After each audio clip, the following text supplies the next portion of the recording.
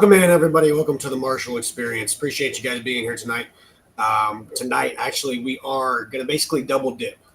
Fantasy season is upon us, right? It's right around the corner, and we're really in the midst of it. So we're going to start double dipping on Tuesdays and Thursdays, which actually means, bam, double information for everybody else. So we can be more excited, but we're going to start double dipping during the weeks. So just again, double the fantasy information. Before we get started, of course, we're going to go over who we're powered by. Of course, it's the Sports Lounge Media. Fantastic things going on over here. We just had Ken's Pad Talk, phenomenal show. Those of you that's going to transfer over to here, appreciate it. And our sponsor, the Mogul brand and the Diamond Collection. Again, guys, we're going to be getting some product here soon. We're just waiting for it to get in the mail, and we're going to start displaying that as well. So couldn't be more excited about that as well. So again, tonight we're going to be talking about a couple of different things. Well, one thing in common is the wide receiver classes. Okay, we're going to go back a few years to prove some studies, but we're going to mainly focus on the new rookie wide receiver class, right? A lot of people that start out in fantasy, the rookies are the hot take, right? They're the hot item. And, sometimes we need to pump the brakes on that. And tonight we're going to talk about historical trends that translate and describe maybe how this year's rookie class could go. Okay. In the early days of fantasy football, rookie wide receivers were really an afterthought, almost a joke. Okay. You'd ignore them for their first seasons, barely look at them for their following up seasons, and then maybe consider them for their year 3 breakouts. That was the playbook, and really almost everybody followed it. There were occasional exceptions, obviously. Randy Moss in 1998 had an amazing season. Anquan Bolden smashed in 2003 when he debuted with 217 yards in his debut. There were some, hits in the mid-90s, Joey Galloway, Terry Glenn. Okay. Now, this is back when really us fantasy football commissioners were still scoring by hand, fueled by caffeine and the morning newspaper. So, this is before we had the apps and the online way of doing things. It was like the Yahtzee pad, right? We had to keep track.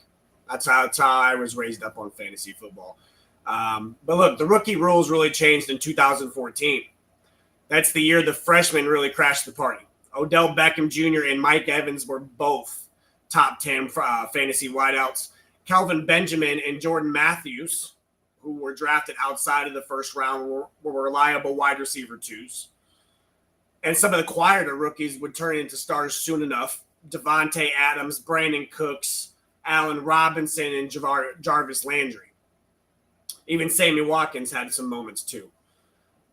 So really, let's go over these rookie classes since then and try to figure out what we've learned from each one, okay? If anything, and what trends might be emerging to what we might be producing this year, okay? So we're going to start out with the class of 2015. Really, the market tried to correct the rookie wide receiver rules after the 2014 explosion, right? Odell, Mike, you had a couple other players. But the adjustment year was really a washout. Amari Cooper checked in as the wide receiver 25. A mild disappointment considering he was the 4th overall pick in the draft. And Tyler Lockett, who was wide receiver 35, and Stephon Diggs, wide receiver 46, were respectable for players taken outside of the first round of the draft. 4 other wideouts were joining Cooper in the first round of the draft that year, and they were all marginal. They didn't really contribute. All finishing outside of the top 60 at the position. Devontae Parker, Nelson Aguilar, and Philip Dorsett. They at least got on the field, but didn't produce. Kevin White and Bashad Perriman had to wait really until 2-3 years later after they got drafted, but they never became productive pros. So there wasn't a lot of stealth hits down the board either, right? So after that, the 5th, 6th round, Jamison Crowder was really the highlight of that. So, that's a quality NFL player at best. Class of 2016, this was another year where the first round wideouts were really just let us down, right? Corey Coleman. I apologize. We're going to talk about Corey Davis here next year. Corey Coleman was the 15th overall pick and was done after 3 seasons. Will Fuller was the 21st overall pick, was regularly injured during his 6-year career. Josh Doctson and Laquan Treadwell were both bust, right? Treadwell was supposed to be that gadget player. Just never really formed. But this class did give us 2 superstars outside of the first round. Michael Thomas was pick 47 in the draft, and he finished at wide receiver 9. So he had a top 10 finish. And Tyreek Hill, who was drafted well after that and pick 165. But he finished as wide receiver 11. A couple other audible mentions there. Sterling Shepard, Tyler Boyd eventually became a good player, but really didn't pop off until year 3. Class of 2017. Here we go talking about Corey Davis, the 5th overall pick. Never really became a star. Mike Williams, 7th overall pick. Needed really an adjustment year. John Ross, who really just impressed in the combine, right? He won the combine with his 40 time, was the 9th overall pick because of that. Really flopped in the pros. But this draft class found plenty of hits outside of the first round, and some of them popped off right away. Names like Juju Smith-Schuster in Pittsburgh finished as a wide receiver 15 in fantasy his rookie year. Cooper Kupp was wide receiver 27. Kenny Galladay and Chris Godwin showed promise as rookies, but it took them a couple years to really become productive, right, to talk about. The class of 2018, the NFL backed off receivers at this draft. This is where they were like, okay, we're done risking it. The first wide receiver that was taken was DJ Moore, the 24th overall pick. Calvin Ridley landed 2 picks later, and that was it for the first round. So 2 wide receivers in the first round. Ridley was solid, wide receiver 18, right? Could have been better, could have been worse as a rookie. And Moore was wide receiver 39, was at least worth rostering, okay? Good things would eventually happen for people outside of that first round draft would have been Christian Kirk and Cortland Sutton. They were a couple second round picks in that 2018 draft, right? Again, took them a couple years, but they became productive. Class of 2019. Okay, this is the famous one, right? This is the famous 2019 draft. The year the non-first rounders shocked the world. Okay, while the 2 long first rounders really disappointed. Marquise Hollywood Brown. He was the first wide receiver selected, pick number 25. He was wide receiver 45 as a rookie. I think he's really still hoping to get rebooted with Andy Reid and Patrick Mahomes on the Kansas City Chiefs, obviously this season. We'll see how that goes for him. The Patriots, after that, used the 32nd pick on N'Keal Harry, a departure that was really from team strategy that just couldn't utilize him or find a way to use him. Prior to that, Terry Glenn in 1996 was the last first round wide receiver picked by New England. And Harry really just never figured out. Again, he just never really figured it out. But the later rounds had so many superstars, guys, just waiting to be plucked. Many of them landing in rounds 2 and 3. A.J. Brown finished wide receiver 9 despite modest volume. Terry McLaurin finished wide receiver 24. Deebo Samuel Sr. Finished wide receiver 26. DK Metcalf at wide receiver 30. They were all relevant right away. Deontay Johnson, wide receiver 40, showed promise a year down the road. Darius Slayton is the guy that impressed me, was a surprising 5th round hit. You know, who charted as the wide receiver 33 as a rookie. So he was up there with DK Metcalf his rookie year, and then I mean he's in the Giants. We see what happens to Giants players. I'm scared for my league neighbors. Class of 2020.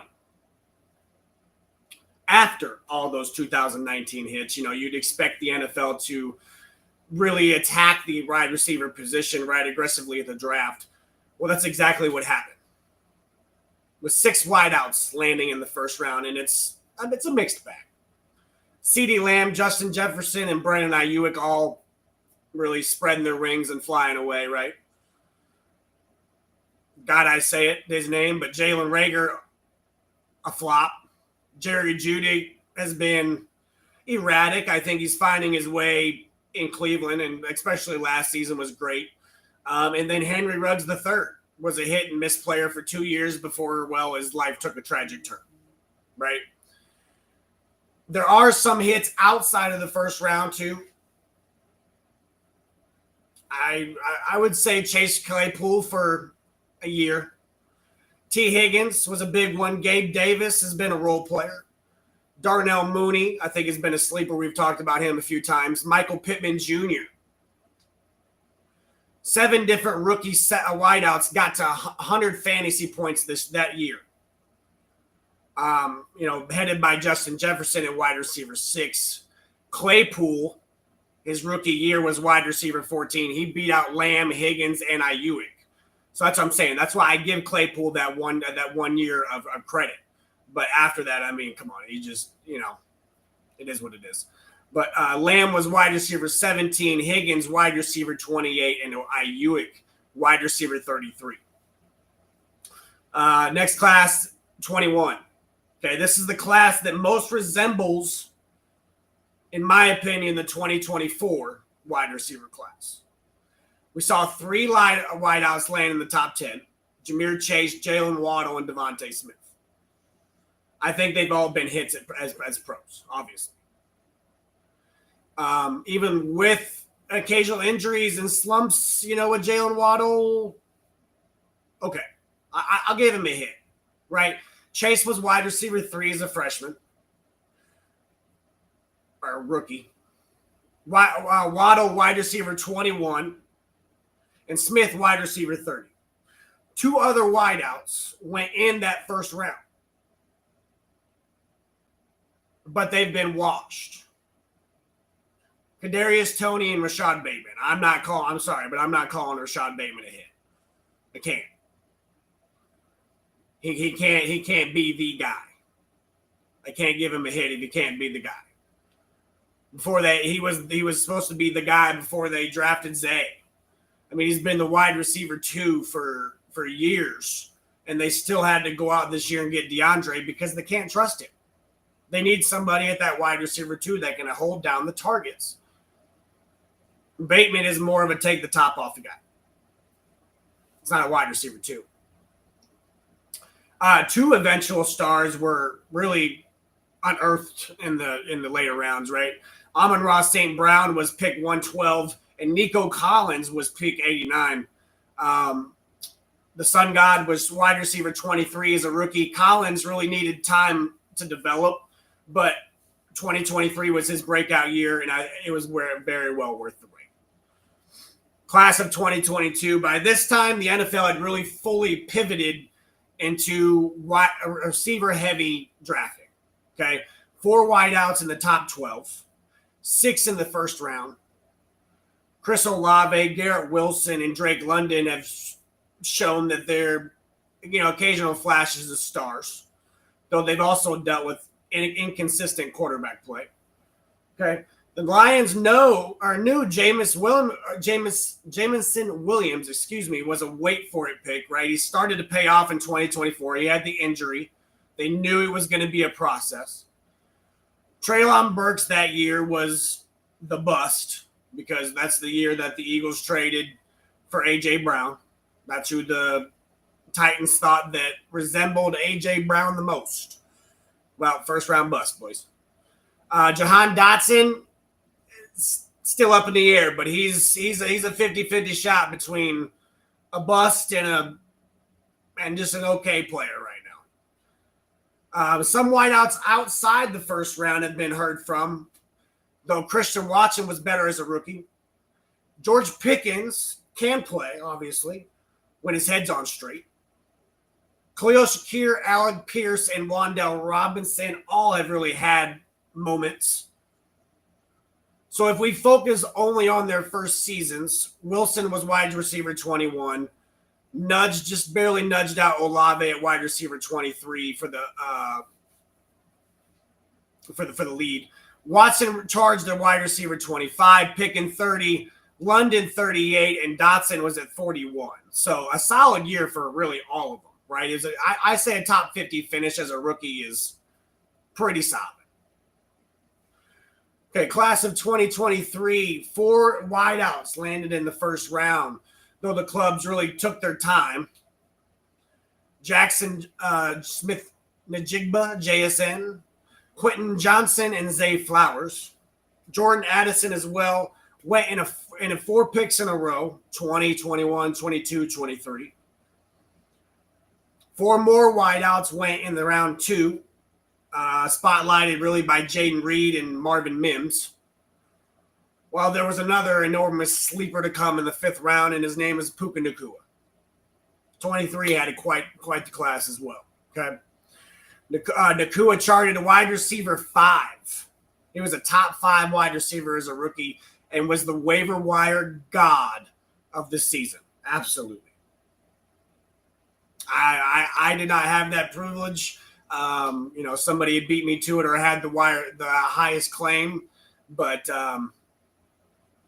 that statement gives me chills. It really was the definition of the best waiver wire I've known in the last decade. Reed finished wide receiver 18, Addison wide receiver 19, Rice 27, and Flowers 30. Really justified their roster spots. And Tank Dell was a bright spot that year. He's finished 37 despite missing 6 games. So the high ceiling was definitely there. 24, this last class, right? Plenty of rookies hit it big last season.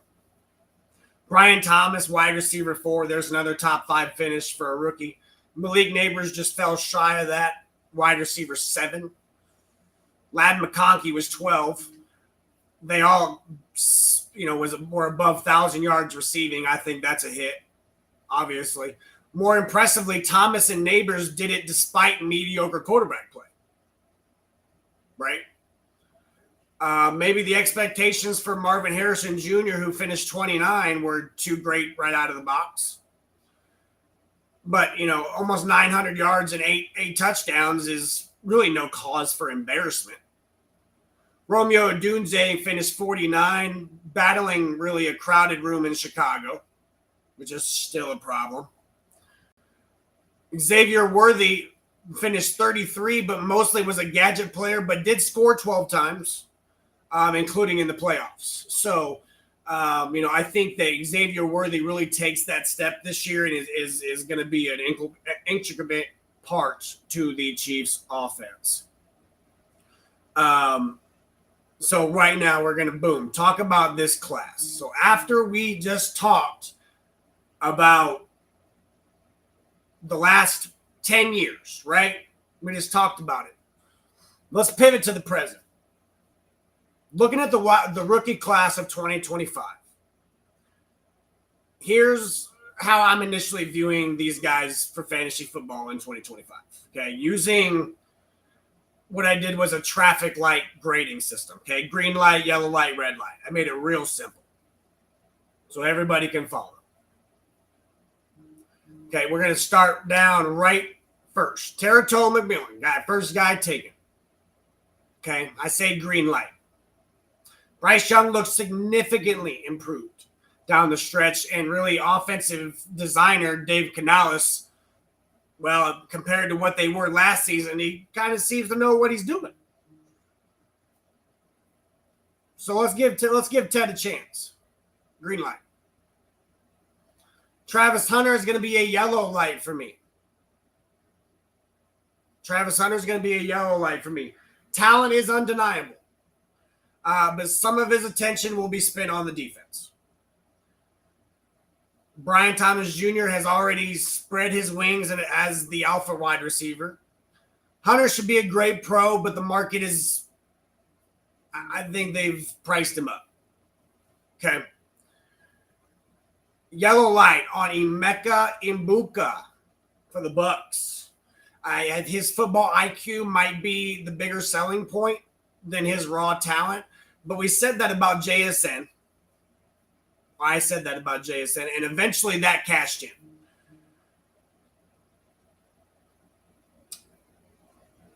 He's also in a crowded room in Tampa Bay.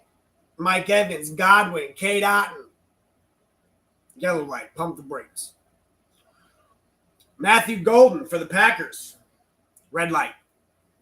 Red light. The Packers haven't given anyone more than 100 targets since Devontae Adams left. He's just another platoon. Until I can get proven otherwise, he is just another platoon.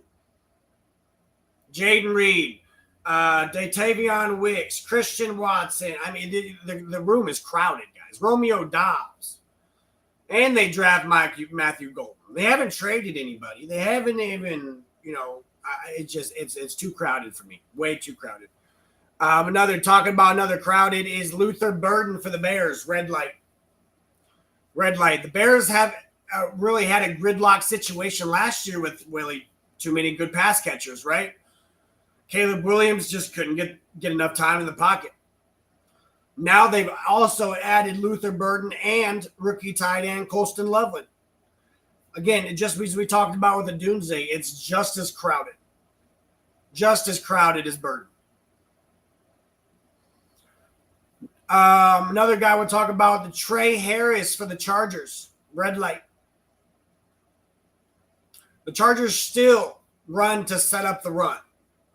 Okay, that's the reason why they got Najee Harris and still drafted Amarion Hampton. They can run a two-back system. McConkley quickly became the target hog in that short-time passing game. I don't see a lot of targets for Trey Harris. Jack Beck for the Raiders. I would say red light. He has a path to start immediately, but the Raiders,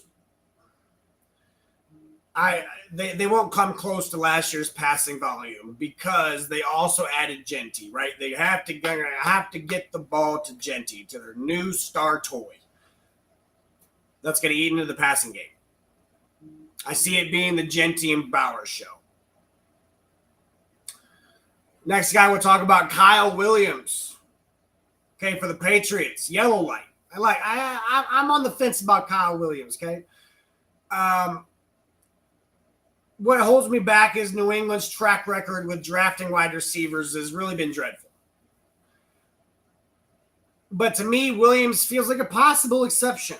Okay, Drake May looks ready to take that next step into the breakout year. I loved what he did last year.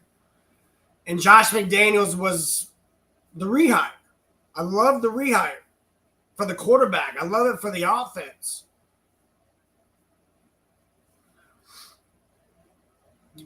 We're going to talk about these guys on the same group since it's the same team, but Jaden Higgins and Jalen Noel for the Texans. Okay, I love both of these players. Let me get that straight first. I think Jaden Higgins is impressed in OTAs, and Jalen Noel can really take the top off and replace Tank Dell while he's out. Okay, I'm open-minded to having the Texans having a sleeper here. But I need to see some summer activity before I start chasing this angle down, with any intent. OTAs are a different story, but when we're doing, joint practices and preseason and we're in the game, that's when I get my judgment. But I just think that they're too far out, right? They're too far out. Next team we'll talk about, Pat Bryant, or next player, I should say, we're talking about Pat Bryant, drafted by the Broncos. Red light for me. Going to keep initial expectations in check, right? Thought it would be interesting. Sean Payton was talking about this guy and compared him to Michael Thomas as a rookie in New Orleans. Okay. I think that's an interesting take, but, it's something to pay attention to. Sean Payton, it's a worthy coach to be talking about somebody like that. So, it's something to pay attention to. But again, in the Broncos, you have Cortland Sutton, Marvin Mims, you have a newly Evan Ingram, Deshaun Vele. Now we're talking about Pat Bryant. It's for fantasy reasons, guys. It's crowded is not good. Crowded is not good. I'm really open-minded all summer to talk about this more, and I'm excited about this class. I think there's a few guys that I would, again, Tet was a green light for me. That's the one I would pull the trigger on. But there's a couple yellow lights, and it's going to be interesting. I don't think that we have an Odell class. I don't think that we have a Chase and Jefferson. I don't think that we have anything like that. I just think that it's I think there's going to be their highs, and I think there's going to be their lows. But hopefully you guys can you listen in, and hopefully the information pans out. I come with stats. I come with information to back my stuff up, and I do the research. So I appreciate it, and appreciate the viewership as well. You guys have a great night. We're done here at the Marshall Experience. Appreciate the Sports Lounge Media again, and the Mogul Brand and Diamond Collection. And I also appreciate our viewers as well. And you guys have a great night and have a great weekend. We will see you on Tuesday back here with more fantasy.